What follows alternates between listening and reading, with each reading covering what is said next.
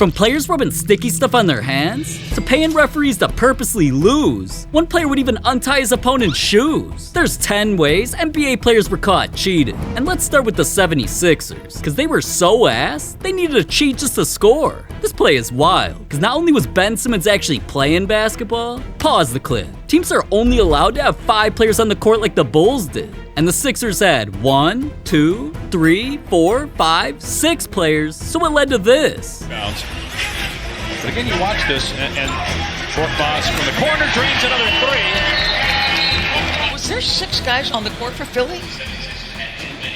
So Yeah, there's 6 on the floor. Yeah, 6 on 5. I guess that's why they're called the Sixers? But at least that play didn't get him fined, because J.R. Smith's cheating scandal cost him over $50,000. Here's where the cheating began. Dessert right there. Well, I should have gone by then. Bill, you ever tried that? Oh, yeah. Does it work for you the way... Now, obviously you can't just be untying players' shoes. The refs were as blind as Stevie Wonder, though, and didn't notice. So JR did it again during his next game. And there's no reason to settle. Attack the rim.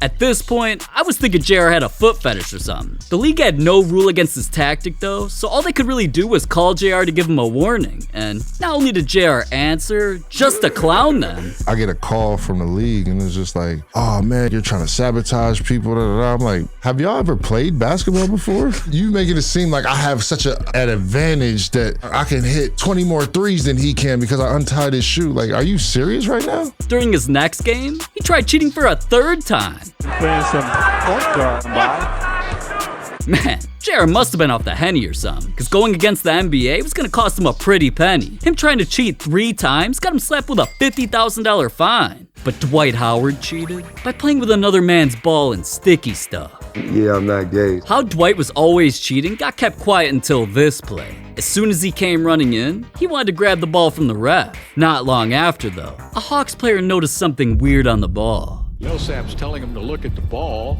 It must be sticky. The officials are saying that stickum is illegal, and the ball has stickum on it. And so they're going to have to exchange the ball, and the officials have warned both teams that stickum is illegal, do not use it.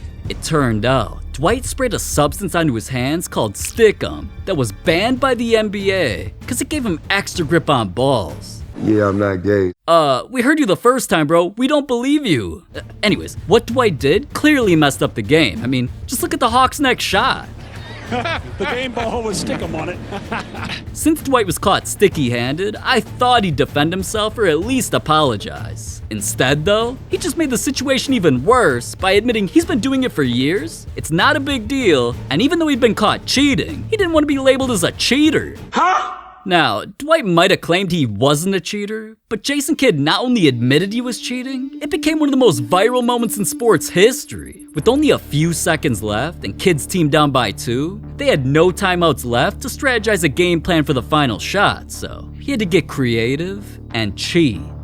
Taking a drink and whoa. So we had no timeout. I needed to make a sub. Slippery hands, and I'm like, oh, Tayshaun, me and Tayshaun gotta go to acting school. Right? How would you rate that? Give me a scale to 1 to 10 of your acting skills. Real there. stiff, real stiff. All I can say is it was all about winning. It was all about winning. It was all about winning. Now, alright, let's see if cheating some extra time to create a play wins them the game. Through high 80% career free throw shooter. Here we go. Match up. 97-94. Pierce. Here's a 3 to tie the game. He misses. Xavier's got it. Game over. Well, you know what they say, ball never lies. And not only did Kidd take an L, cheating got him clowned by a player on the other team. What do you think about Jason Kidd's drink spilling? Jason Kidd, you know, he do his thing. We still won, you feel what I'm saying? When he cheated, he tried to do what he had to do, we still got a 2-point win. Exactly. Now, alright, getting clowned by an irrelevant player is one thing, but another player cheated in such a dumb way, he got clowned by Michael Jordan. Baron Davis wanted to pull off a dunk like something nobody had ever seen before. Literally. When I'm going to the secret weapon, my bag of tricks, and I got a surprise for my last dunk. I bet you'd be surprised. Watch. Well, give us a hint. It's called the blind man's bluff. Now, Baron was definitely bluffing alright, because as you can see, he was supposed to be blindfolding himself to where he couldn't see during his turn to dunk, but not only did he get exposed for cheating before he even dunked. Look at that hole right there.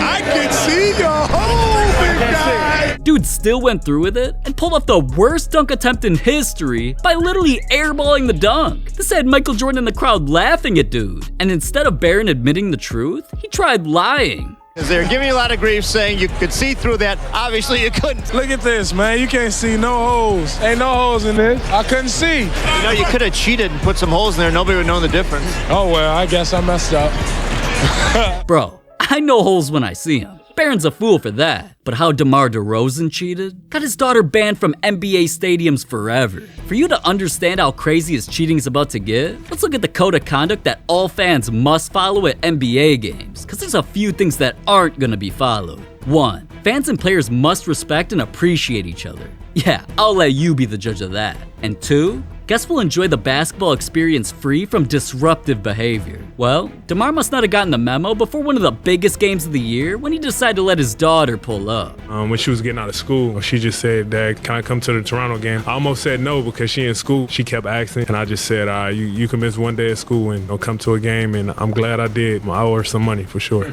Now, DeMar knew that if he lost, his season would be over. So he let his daughter help him cheat to win, where every single time she watched the Raptors shoot a free throw, she screamed as loud as she could. Game.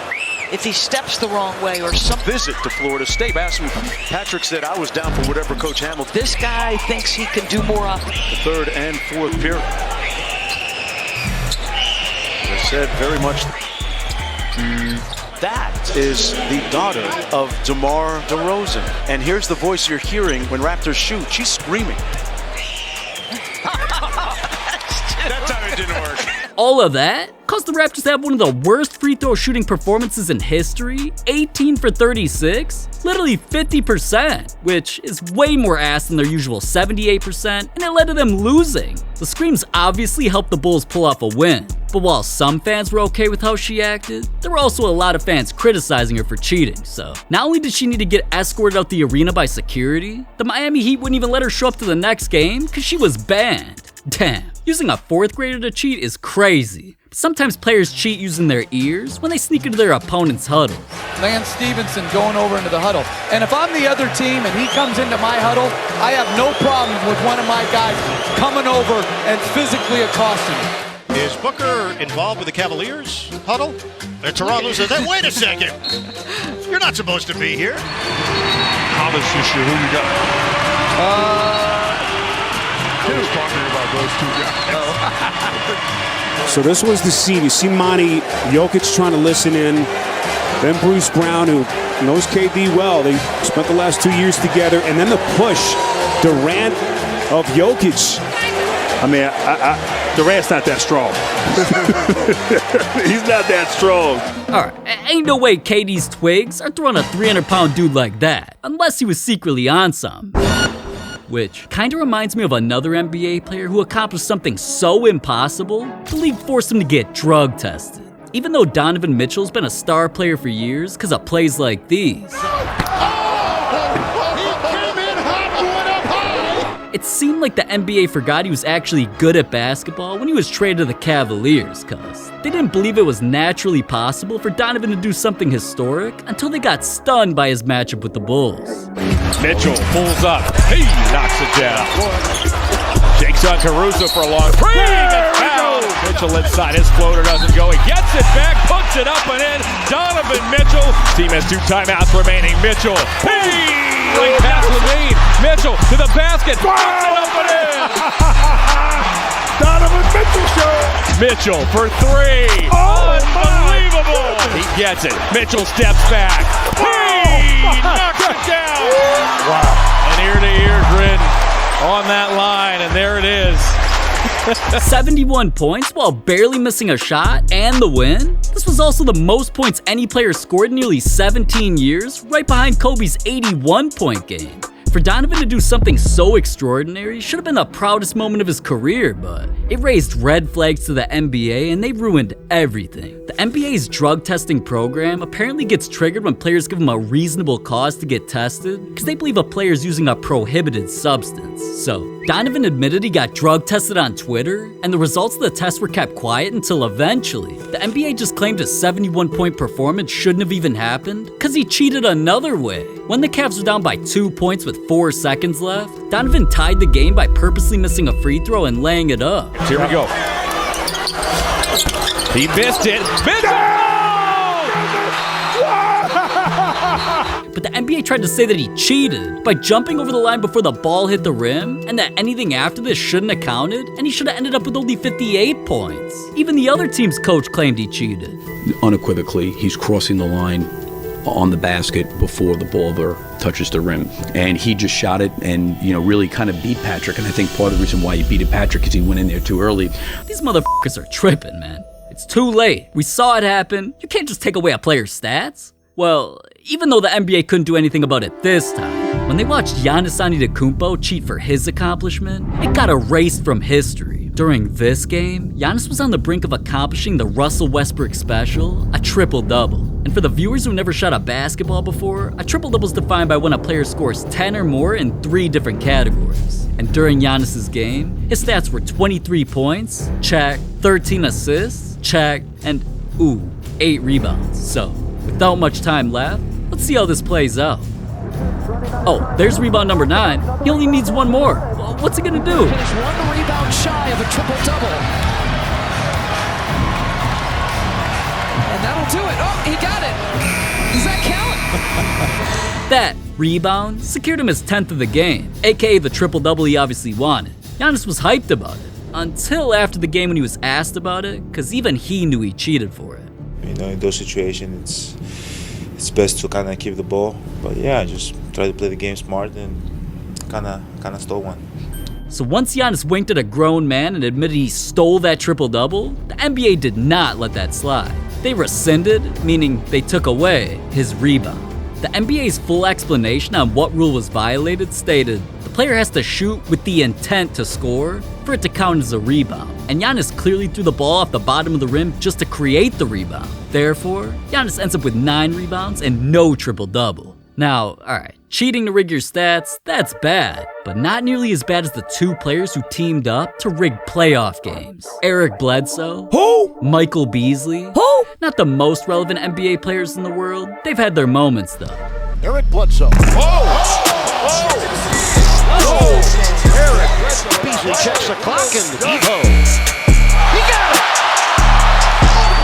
Despite plays like those, they eventually got tired of constantly being traded and passed around more NBA teams than Kendall Jenner. So they packed their bags, flew to China, and teamed up on the Shanghai Sharks. This was damn near already cheating, because Beasley was dominating trash cans, and Bledsoe literally became the second coming of Black Jesus when he dropped 51 points, 18 rebounds, and 8 assists in a game. So you'd think there'd be no reason to actually cheat, but they didn't cheat to win. They cheated to lose. Coming into the CBA playoffs, Bledsoe was dealing with a 4-game suspension, so the Sharks wanted to lose enough games on purpose so he'd be able to be back for the next series. Things got really suspicious during this game though, when it seemed like their opponents were purposely throwing the game away by not trying to win, even though they were up, and committed some of the dumbest, unprofessional looking turnovers I've ever seen. 前场又抢下来，王哲林篮底下再放弃，中线附近，回场，1分28秒的时间，这个比赛，又失误，这是什么？这球去北上，再来一个吧。